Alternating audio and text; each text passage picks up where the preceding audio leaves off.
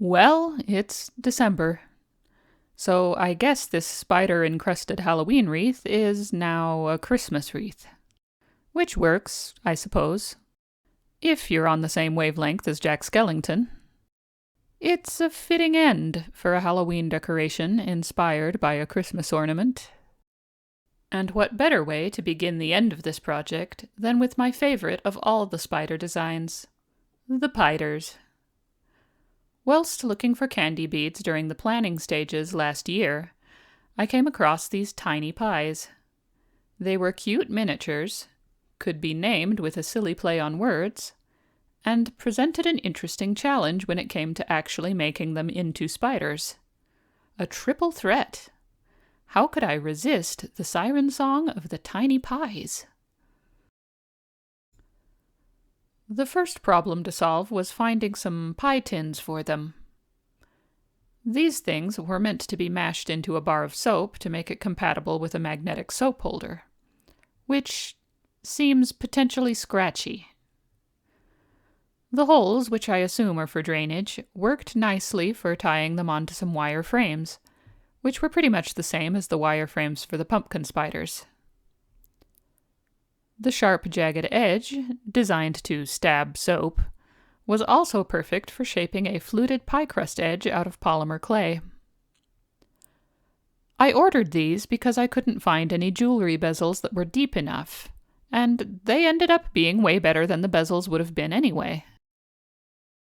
I used silver polymer clay to make a dome shape to cover the bottom of the tin and hide the attachment to the wire frame. Then I started in on the fruit. I used a small, unfinished wooden bead as the core for each piece of fruit, so that I wouldn't have thick lumps of clay that would take way longer to bake than the fluted crust edge in the silver dome.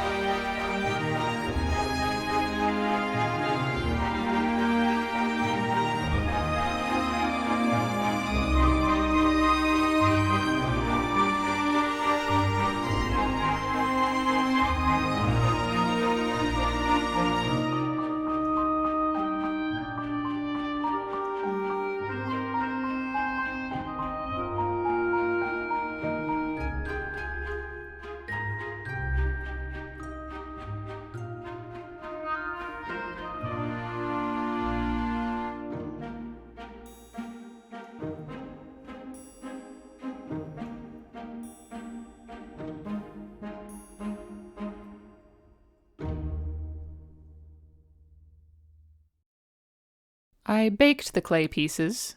The crusts were in the tins for the baking process, but the pies themselves were not because they're plastic. And then put all the pieces together. I also used alcohol ink markers to color the filling on a couple of the pies to make them match the fruit better. I used metal beads for the legs to tie them in with the pie tins, so they're kinda mechanical looking. Cyborg Pieders. I decided not to add eyes to these ones because I liked them better without. They just distracted from the tiny fruits that I had spent so much time making, and they kinda clashed with the metal legs. And, well, I don't actually like spiders, but I've always loved miniatures. So preserving the look of the miniature pie and fruit was a definite priority over spider accuracy. With that, the eyeless cyborg Pieders are done. Next up, a sandwich cookie spider. The wire frame for this one is the same basic structure as the image candy spiders, but I used thicker floral wire because I knew this one was going to be heavy, and made a flat spiral at the back to attach to the cookie. Then I added a couple of random wooden rings as spacers between the cookies. With the core structure in place, I piped in some hot glue cream filling and added some fake sprinkles for a dash of color. They got all over the place and were really annoying to work with. The legs proved to be a bit of a problem. Because I had twisted together the thicker wire to support the weight of the big sandwich cookie, none of the beads I had would fit over the wires, so I ended up wrapping them in colored satin cording.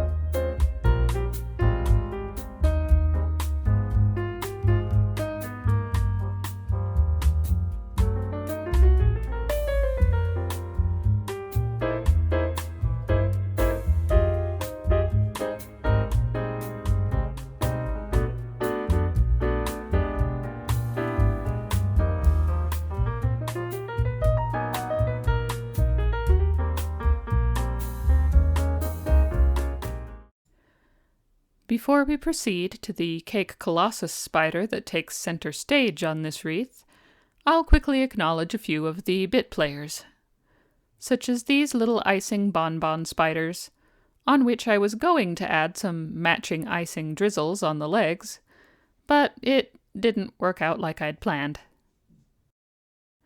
And this chocolate spider with candy cane legs. I am happy with how the candy canes turned out, at least. I tried to make them last year using the same gel nail polish that I also tried to use to make the icing drizzles, and it didn't work any better in that application. This year's approach involved a different nail art product, super thin colorful tape. Thankfully, the tape worked great for adding stripes to these plastic lollipop sticks.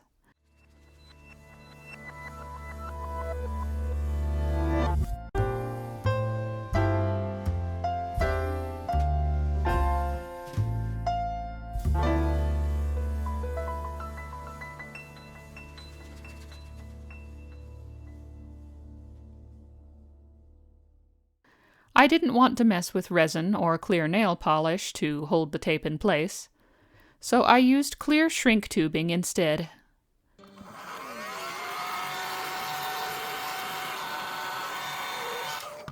Then used chocolate-colored hot glue to stick it all together and hide the wires.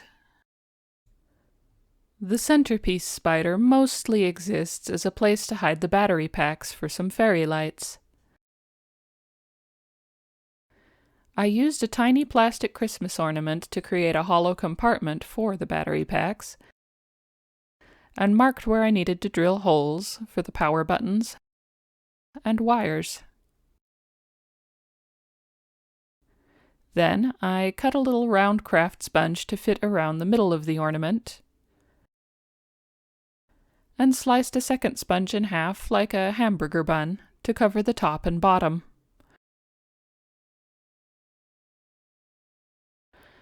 Those got little holes cut to match the ones in the ornament.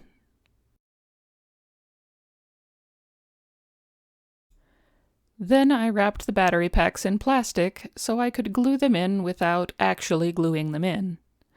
I just wanted to fill in the space around them so they could be removed if needed, but wouldn't rattle around. The straws are there as access tunnels for the power buttons.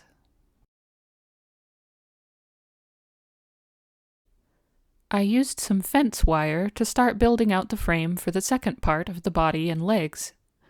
It was secured in place with UV resin, since it was going to be load-bearing, and I didn't really trust hot glue to do the job. Then, the lights were threaded through the hole in the bottom of the ornament, and it was ready to be covered in sponge cake. I only glued the center ring of sponge to one side of the ornament, so I could still take it apart. I was also careful to keep the hot glue chocolate icing from sticking the two sections together.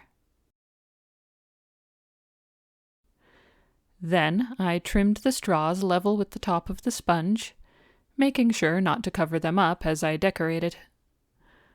I'll use a couple pieces of leftover candy stick later to poke in through the straws to push the buttons on the lights.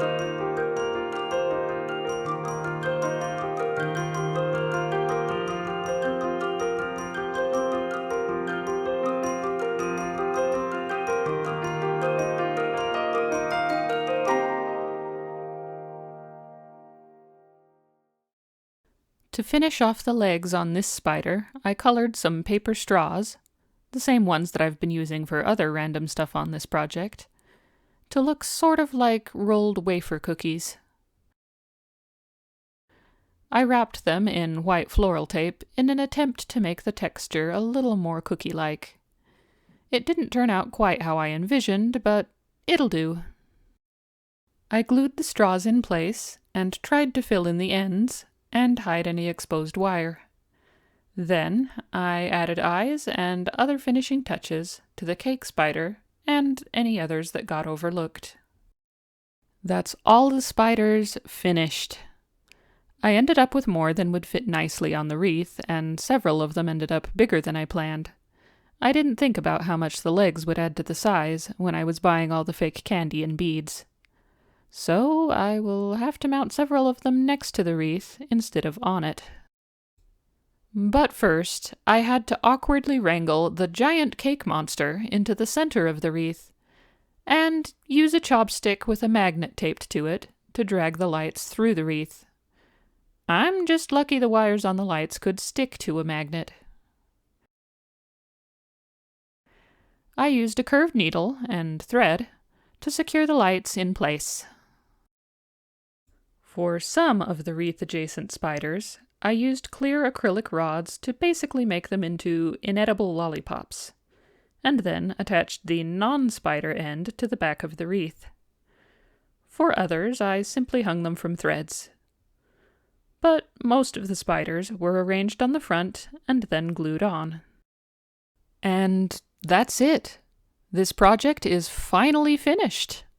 At last, I can get away from all of these spiders.